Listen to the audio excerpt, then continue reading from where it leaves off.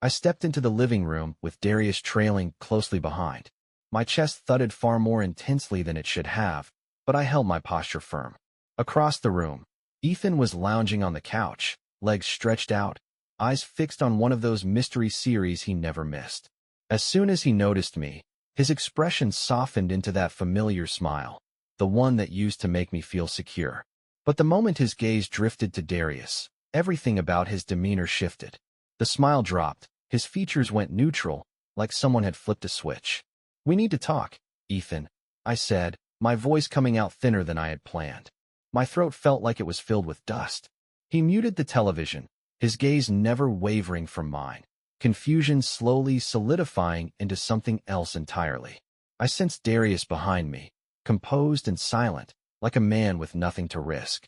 "This is Darius," I added quickly, the words pushed out before my nerves could take control. "He wants to be involved in my life, too."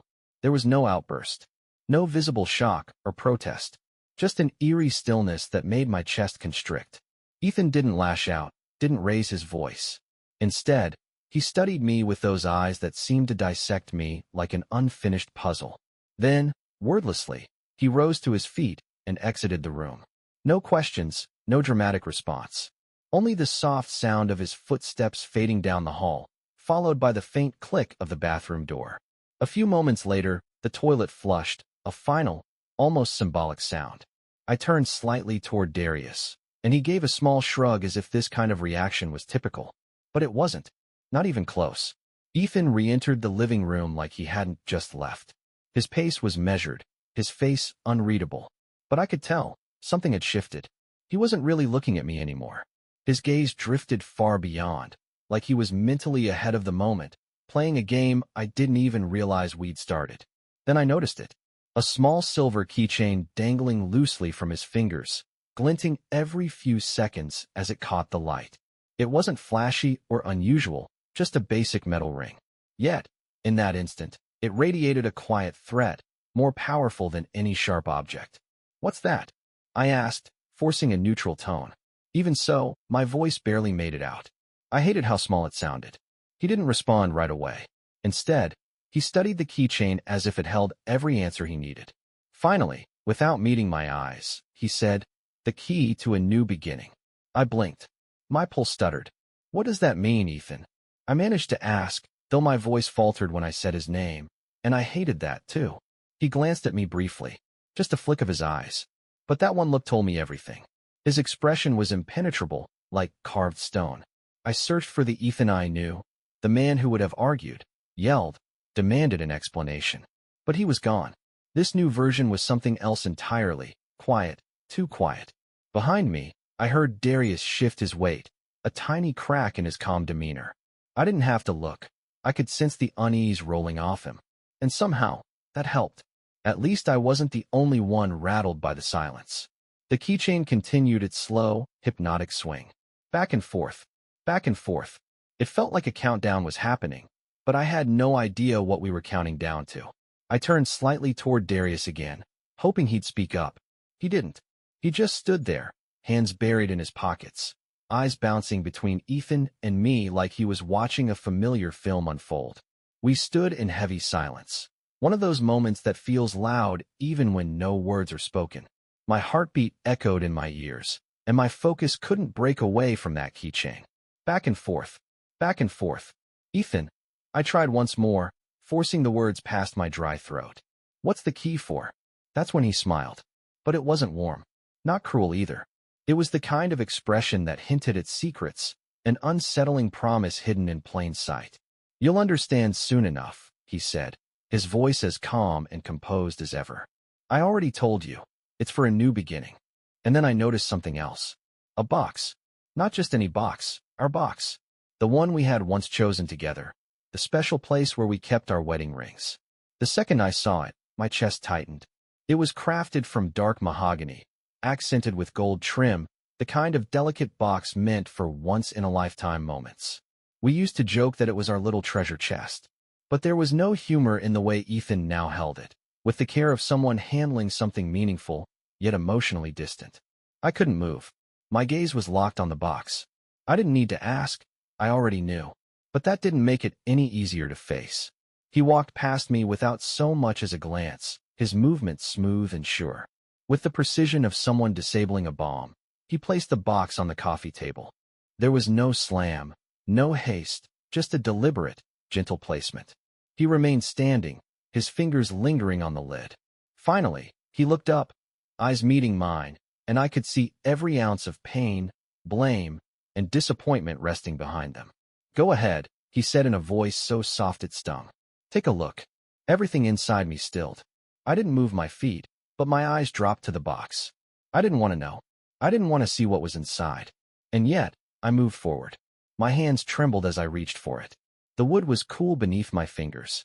The lid lifted more easily than I expected, like it had been waiting for this moment all along. Nothing. It was completely, achingly empty. No golden bands. No sparkling diamonds. There was nothing left, just a void where everything we once shared had existed. A sharp ache gripped my chest, as if something essential had been ripped right out of me.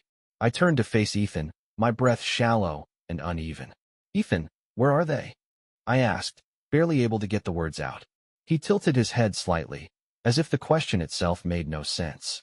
"They're gone," he replied with unnerving calmness.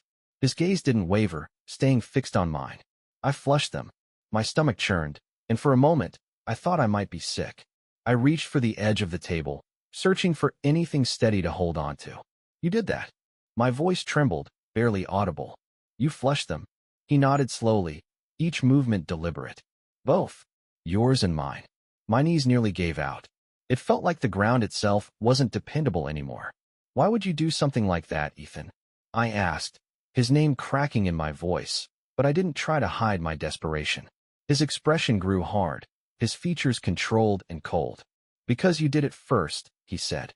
"The second you brought him into this house, you flushed it all away." That hit harder than any physical blow.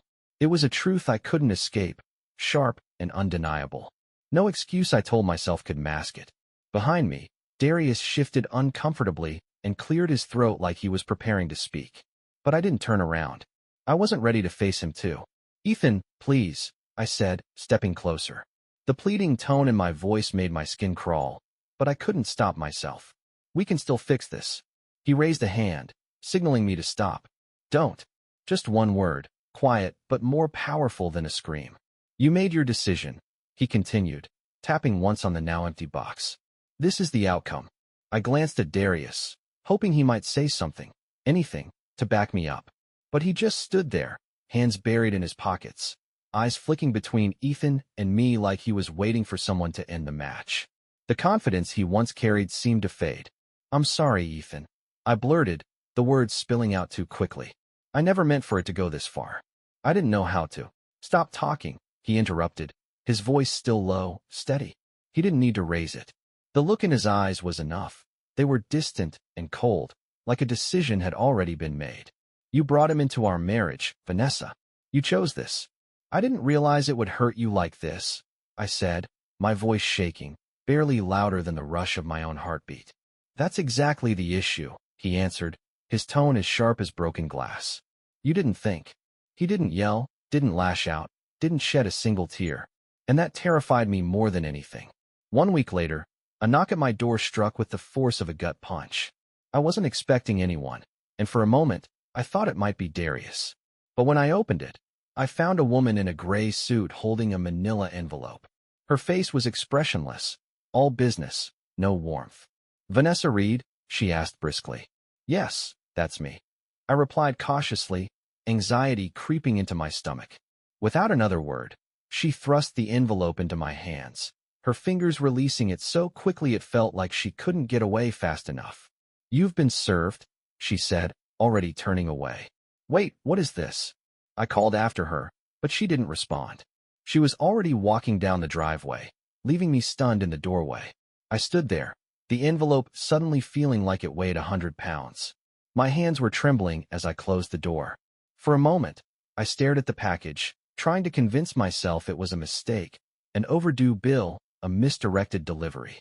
But deep down I knew. I ripped it open, my heart pounding. The first thing I saw were our names, Ethan's and mine. Then, in bold at the top, "Petition for divorce." I couldn't breathe. My eyes skipped over the legal terms, desperate to find something that made sense.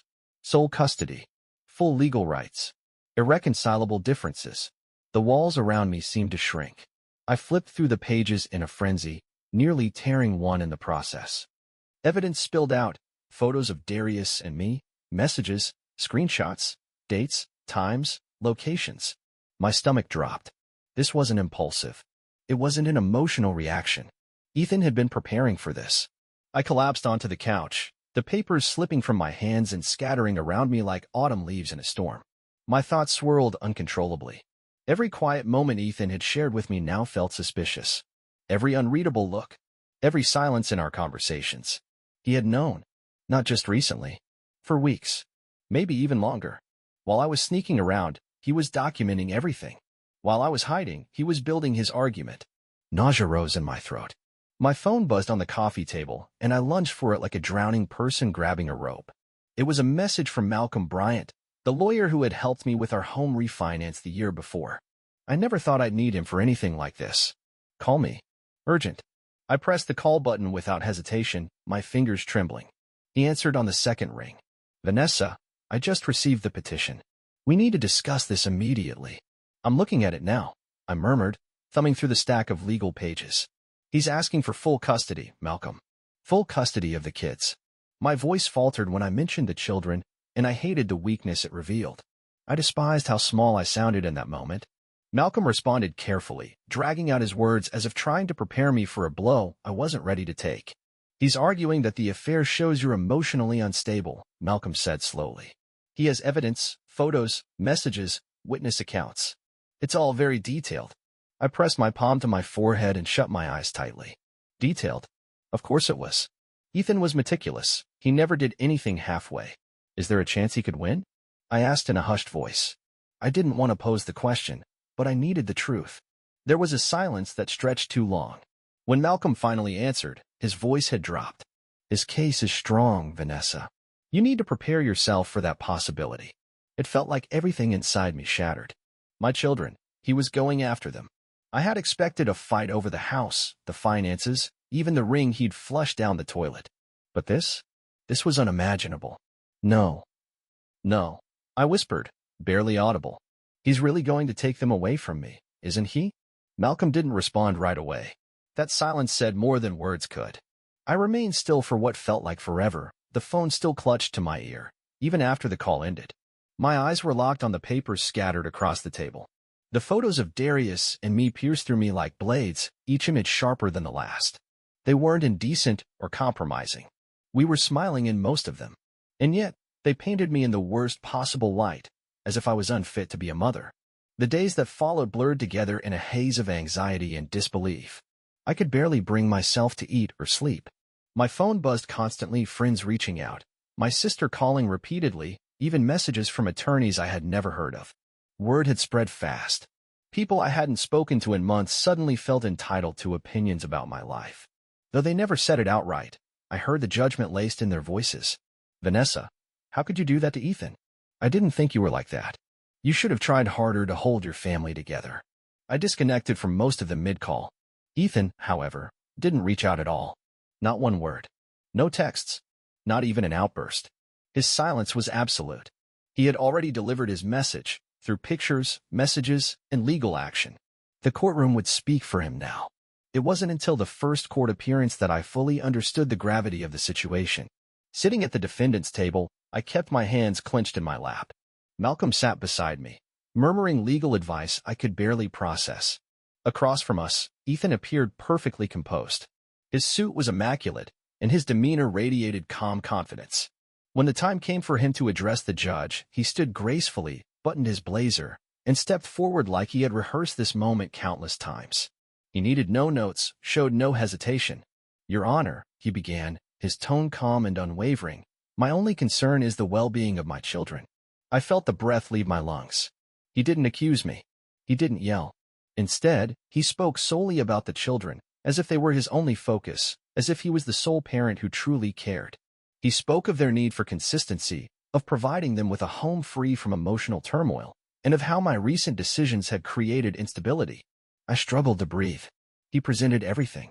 statements from neighbors and teachers. Even Kayla, my closest friend, had contributed something.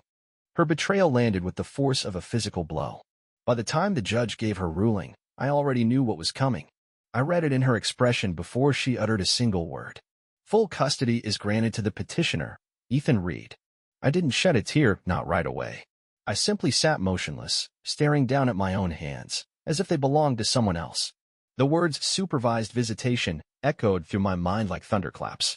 I'd only ever heard those terms in movies. Now, they applied to me. I watched Ethan exit the courtroom with his head high. He never glanced back, not even for a moment. Long after the room had emptied, I remained in my seat.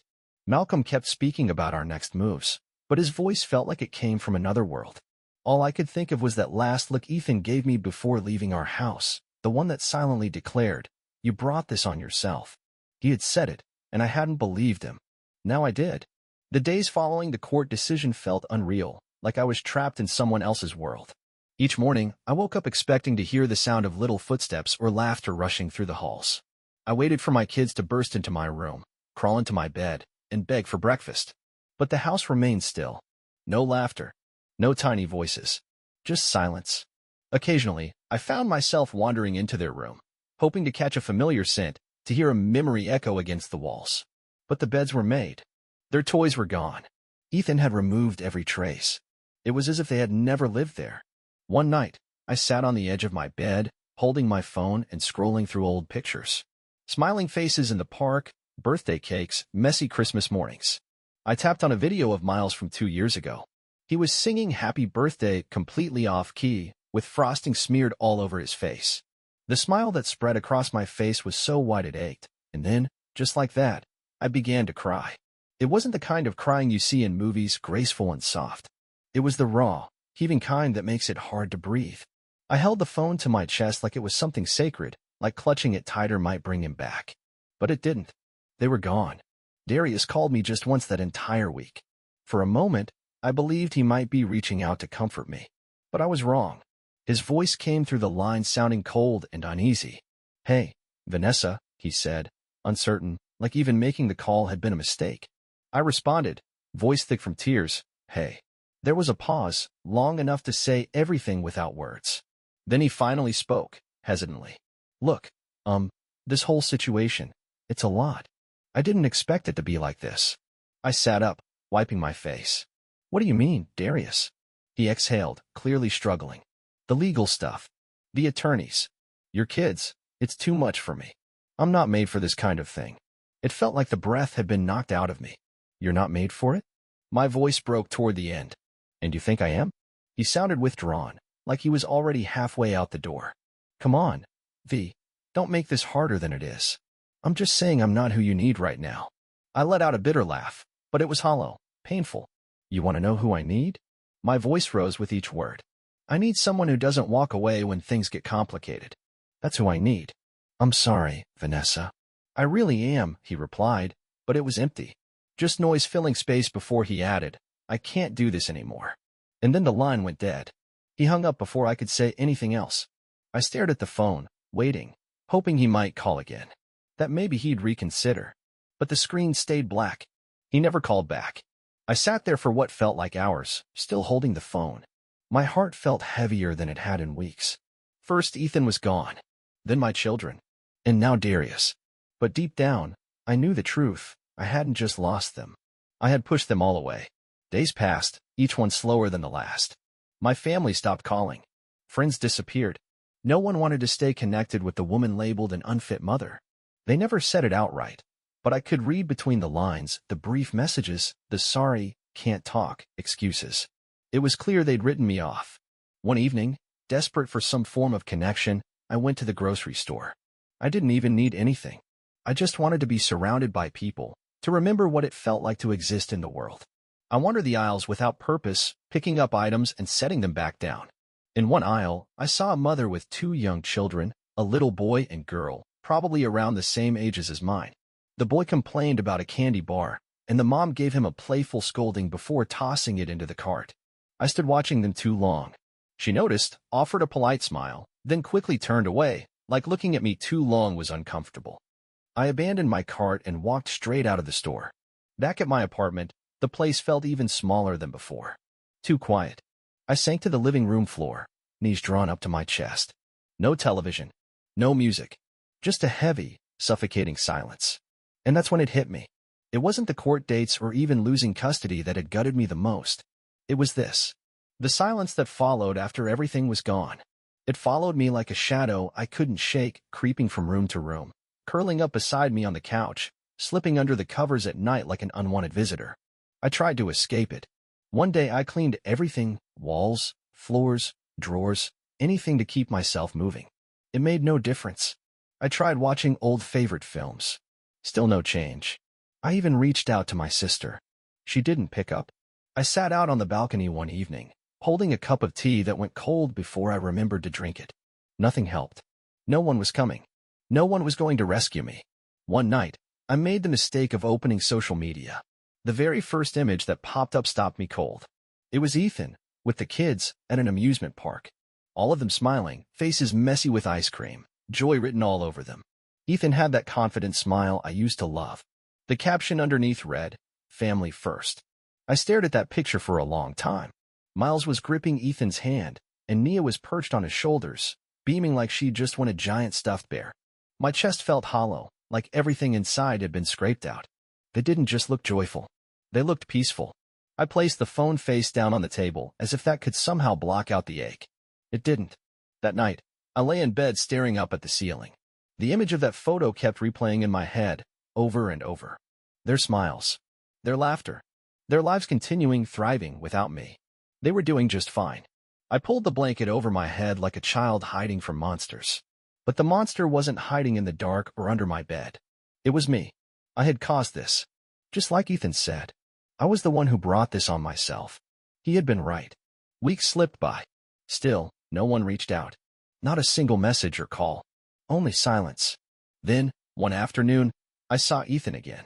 It was at the school for Nia's parent-teacher conference. Because of the visitation rights, I was allowed to attend. Ethan was already standing in the hallway by the time I stepped out. He looked composed and self-assured, dressed neatly in his gray blazer, hands tucked into his pockets. There was something about his stillness, the way he seemed completely at ease, that made me wonder, how does he manage to appear so steady while I feel like everything inside me is unraveling? He didn't notice me right away, but eventually he did. Our eyes locked briefly, no more than half a second, before he gave me a single nod. There was no trace of a smile, no flicker of emotion. Just a simple gesture, cool and distant. And then, just like that, he turned his attention back to the teacher, as if I had never been there at all. That was the instant I realized the truth. He had moved on. Not just from our relationship, but from the whole chapter we once shared. I was no longer a part of his world. Just a memory. A figure from the past. I remained at the meeting until the end, sitting quietly while the teacher discussed Nia's progress. I nodded along and tried to appear engaged, but in reality, my mind was far away, trapped in that hallway, reliving the way Ethan had looked through me, as if I no longer existed to him. Driving home, I kept my focus locked on the road, doing my best to blink away the tears that threatened to spill but never did. When I reached my apartment, it welcomed me with its usual quiet emptiness. This was what my life had become now. No Ethan. No Darius. No children. Only me. Me and the silence. And that silence, it's louder than anything I've ever heard.